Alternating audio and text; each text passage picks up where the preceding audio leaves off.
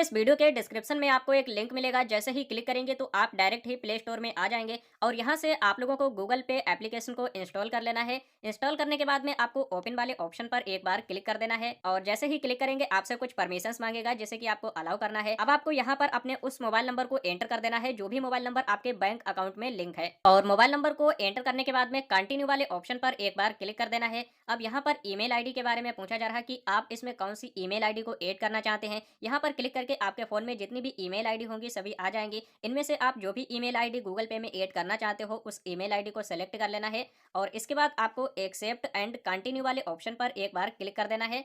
Click करने के बाद में आपने जो भी मोबाइल नंबर एंटर किया है उस मोबाइल नंबर पर एक ओटीपी सेंड किया जाएगा। ओटीपी आपको यहाँ पर फिल कर देना है। क्लिक करने के बाद में हमारे सामने कुछ इस तरह से पेज आ जाएगा और ऊपर की साइड में आपको ऑप्शन मिलेगा एक्टिवेट बैंक अकाउंट। तो हमें यहाँ से अपने बैंक अकाउंट को एक्टिवेट करना है, तो इसी वाले ऑप्शन पर एक बार क्लिक कर देना है और इसके बाद आपके सामने जितने भी बैंक्स हैं सभी बैंकों के नाम यहाँ पर आ जाएंगे। जो भी मोस्ट पॉपुलर बैंक्स हैं उनके नाम आपको ऊपर की साइड में मिलेंगे। इसके बाद यहाँ पर और भी सभी बैंकों के नाम आ जाएंगे। आप चाहो तो यहाँ पर सर्च बॉक्स वाले ऑप्शन पर क्लिक करके अपनी बैंक का नाम यहाँ से सर्च भी कर सकते हैं। तो जैसा कि हमारा अकाउंट यहाँ पर एचडीएफसी बैंक में है तो हम यहाँ से एचडीएफसी बैंक को सिलेक्ट कर लेंगे। इसके बाद आपको कंटिन्यू वाले ऑप्शन पर एक बार क्लिक कर देना है।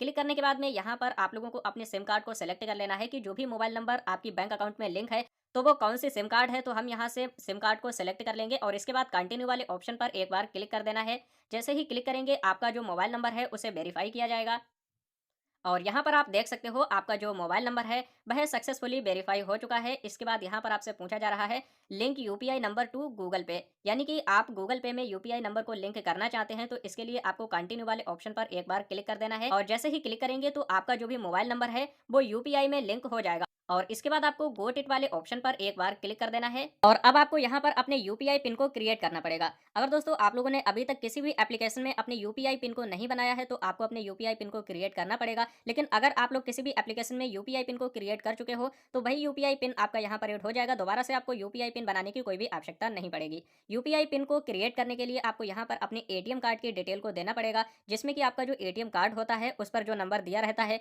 उसके लास्ट के 6 डिजिट को आपको यहाँ पर एंटर कर देना है और इसके बाद आपके जो डेबिट कार्ड में एक्सपायरी डेट होती है उसे आपको यहाँ पर मंथ और ईयर में सिलेक्ट कर लेनी है और इसके बाद आपको यहाँ पर एक बार क्लिक कर देना है। क्लिक करने के बाद में यहाँ पर बैंक की तरफ से एक 6 डिजिट का ओटीपी सेंड किया जाएगा। ओटीपी आपका ऑटोमेटिक ही यहाँ पर फिल हो जाएगा। इसके बाद आप लोगों को इस वाले ऑप्शन पर क्लिक करना है। अब आपको यहाँ पर आपके एटीएम कार्ड का जो भी 4 डिजिट का पिन है उसे यहाँ पर एंटर कर देना है और एटीएम कार्ड के पिन को एंटर करने के बाद में सही वाले ऑप्शन पर क्लिक करेंगे। अब आपको यहाँ पर 4 डिजिट का एक यूपीआई पिन को सेट करना है जिससे कि आप लोग अपने बैलेंस को चेक कर सकते हैं या फिर आपको कहीं पर भी ऑनलाइन ट्रांजैक्शन करना है, कहीं पर भी पैसों को भेजना है तो आप लोगों को इसी वाले पिन कोड को एंटर करना है, तभी आप लोग बैलेंस को चेक कर पाएंगे और उसके बाद ही आप लोग कहीं पर भी पैसों को भेज पाएंगे। तो उस पिन को यहाँ पर एंटर कर देना है और किसी किसी बैंकों में ये 6 डिजिट का भी पिन एंटर करने का ऑप्शन आता है, कुछ बैंकों में यहाँ पर 4 डिजिट का पिन क्रिएट करने का ऑप्शन आता है। पिन को एंटर करने के बाद में आपको इस वाले ऑप्शन पर क्लिक करना है। अब आप लोगों को कंफर्म पिन यानी कि दोबारा से उसी पिन को एंटर कर देना है।